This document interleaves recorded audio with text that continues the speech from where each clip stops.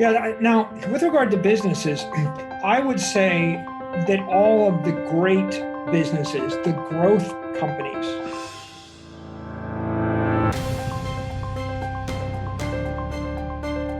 were all technology companies in their time, and eventually, and, and almost by definition, they stop growing when they are no longer cutting edge technology companies, right? Mm-hmm.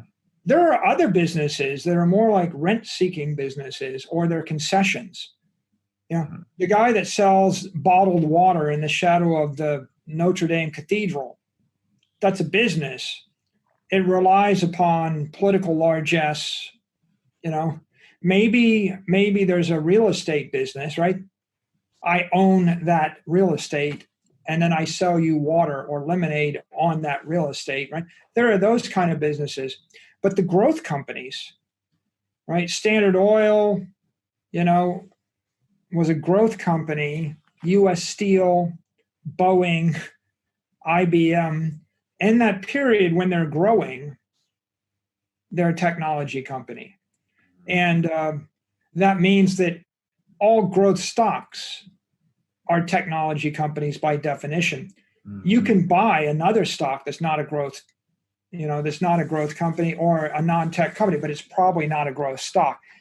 In order to grow a non-technology company, you could then make this the assertion that you're going to need to do financial engineering, like roll-ups, like I'm going to buy up every McDonald's or every restaurant across the country with debt. Maybe that's a way to grow it. Or you need a concession from a regulator. It's now illegal for you. I'm the only person that can operate airports in the United States. Right? I can grow that way. I need a concession, a political concession. And then I suppose there's a place for innovative marketing, but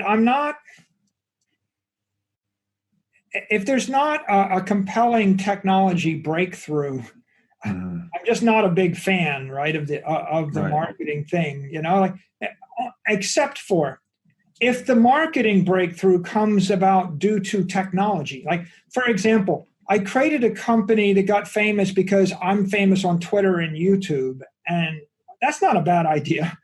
I'm the best marketer on a new medium. Maybe that can work. But at the end of the day, those aren't going to be $1 trillion, in their day. I mean, like, if the dollar's inflated or it's debased by a factor of 100 at least, well, I mean, John D. Rockefeller was worth $400 million in his money. Multiply it by 100. Right. Multiply by 200. Right. He got to being worth $1 billion, I think. So he probably was worth 200 billion to 250 billion in his money. And that was in a day where you didn't have access to all the deflationary tech services that are effectively free. Right.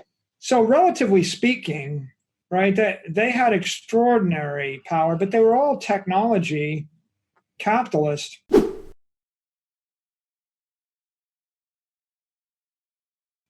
It's important at this point for us to just look at the impact of steel and aluminum through this entire era. Carnegie created an empire based on steel, and Andrew Mellon's empire was substantially based on aluminum and aluminum Alcoa. And steel is an elemental force for the civil engineering industry, and aluminum became that elemental force for aviation. Without steel, there is no modern city. You build a building in wood, it's 2 stories. Build a building in bricks or masonry, it's 5 stories as max. In order to create New York or London or any great city, you need steel, and you need, of course, an elevator. Straightforward things. But of the two of them, steel is the harder development. The elevator, you could probably figure out. It's a counterweight on a pulley. Whereas steel is iron laced with carbon, and it's really hard. How hard? It's think about how complicated it is in order to refine steel and shape steel when it's molten and it melts through just about anything you might put it in or on. If you read any books on steel, like American Steel, I think by Richard Preston, about Nucor, they talk about steel refinery blowouts. If you actually have an accident in a steel refinery, and if the molten steel falls on the concrete, there's water vapor in the concrete. So molten steel superheats the water vapor. And what happens when water vapor gets hot, or water gets hot? Expands. Yeah. Explodes. Molten steel on concrete turns the entire refinery into a bomb, and it blows up. Wow. And it kills everybody for 100 meters in every direction. So technology or not technology? Harder technology. Everybody thinks they're in the technology business today. Nobody deals with technology that's as dangerous and tricky as what Carnegie and those early steel refiners are dealing with, or the DuPonts handling nitroglycerin. Like, what do you think happens when you mishandle nitroglycerin? When you mishandle crypto, you lose some money. When you mishandle nitroglycerin, everything gets blown up again for half a mile in every direction. And aluminum, again, not so easy either. So these are really difficult technologies, but really elemental, because the difference between steel and no steel is, do you build a 100-story skyscraper? Right? I guess you could say you might do some of it with iron, but iron's just got problems. Steel's the perfect material for civil engineering. It's cheap. It's got extraordinary tensile strength. If you paint it or protect it from corrosion, it will last forever. Literally forever, Robert. If you build a steel ship and you punch a hole in it, you can weld the hole with another piece of steel, and the weld will be stronger than the original cold rolled steel. It's that strong. So in the world of strong, this is the strongest of strong materials. It's strong, it's cheap. Carnegie figured it out. They built every bridge with it. No steel, no bridges. No bridges, no Manhattan. Yeah. Figure out what happens if you blow the bridges in Manhattan. Everybody starved to death. You can't even get the food in fast enough. And of course, you can't hold the skyscrapers. So all modern civil engineering is based on steel. So then along comes aviation, and they try to build a plane with steel. What happens? You ever see a steel airplane? No. It's the perfect material. It's cheap. It's indestructible. Why not build an airplane with steel? Too damn heavy.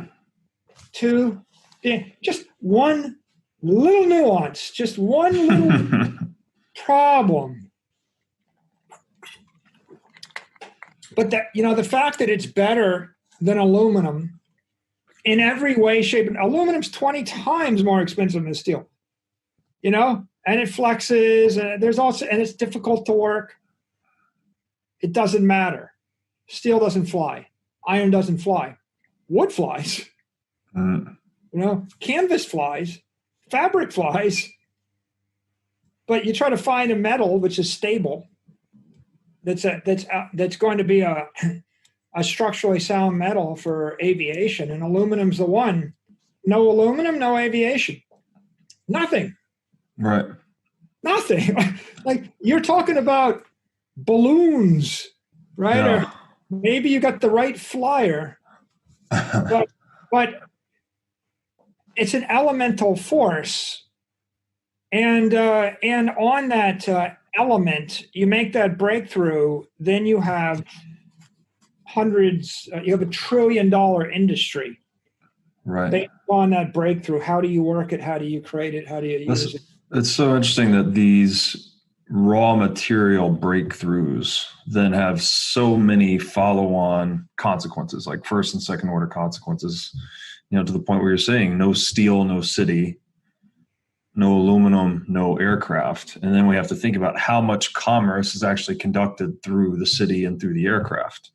I mean, it's foundational to global civilization as we know it.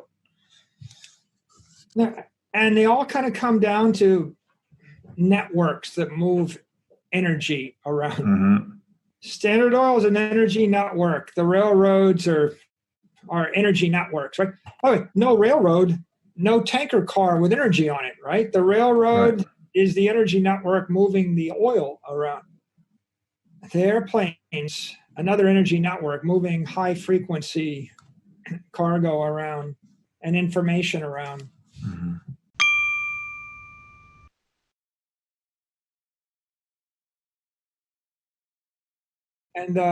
And each one of them, build another one, and then the food networks. And the result of all of them is there are large corporations and huge opportunities for wealth creation if you get to the node of the network. Mm. One last point on the steel age before we move on that's worth noting is average life expectancy at 1900 is 50 in America. It was 70 under the Romans.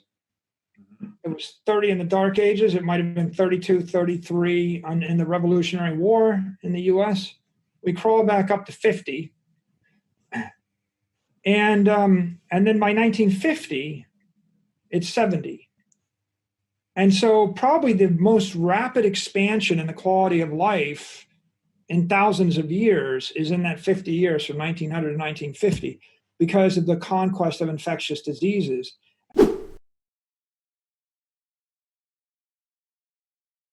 And that's all really a function of discovering the science of microbes and sterilization, understanding that you need to be sterile. And then the second is antibiotics.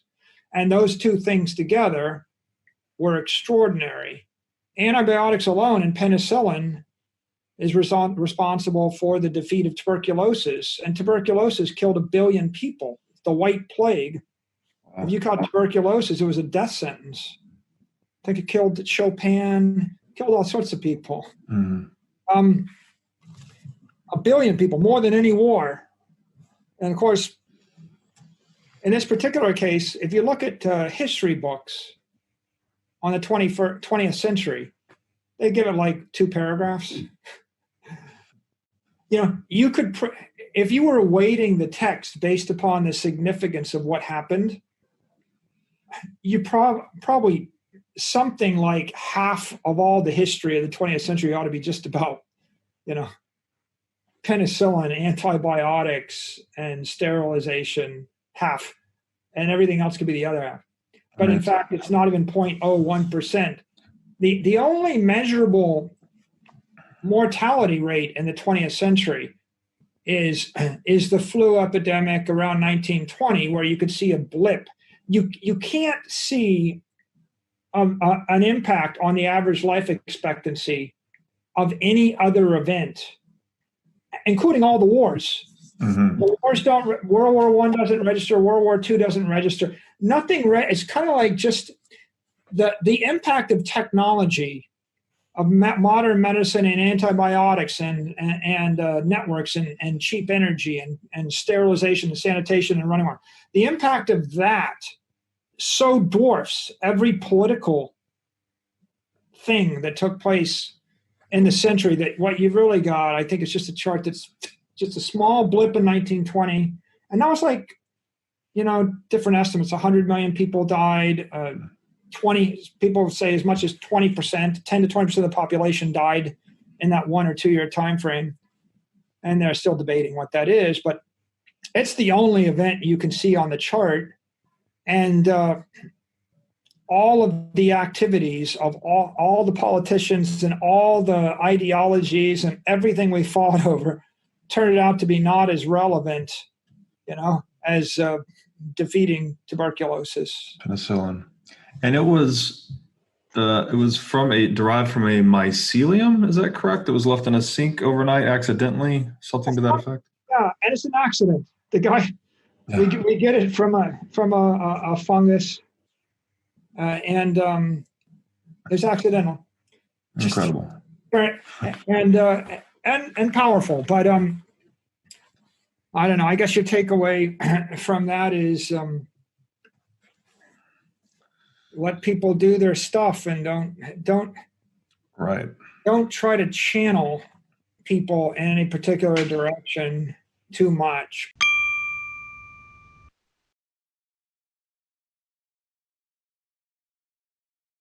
Because nature's a bit more complicated. I think Taleb makes the point that all of our innovation is, or won't say all, we'll say the vast majority of innovation occurs through trial and error, right? This tinkering impulse that people naturally have versus this image of the inventor alone in a room laboring for 20 years straight and all of a sudden he has a breakthrough. It's more like people working and tinkering all over the world and communicating that lead to these breakthroughs. Yeah, half of science is accidental. Yep. And half the stuff gets discovered, but the issue is no one decides to commercialize it or they don't engineer it into the solution. So there's that phrase, I think William Gibson's phrase, the future's already with us, it's just not evenly distributed. Right. Yeah, exactly.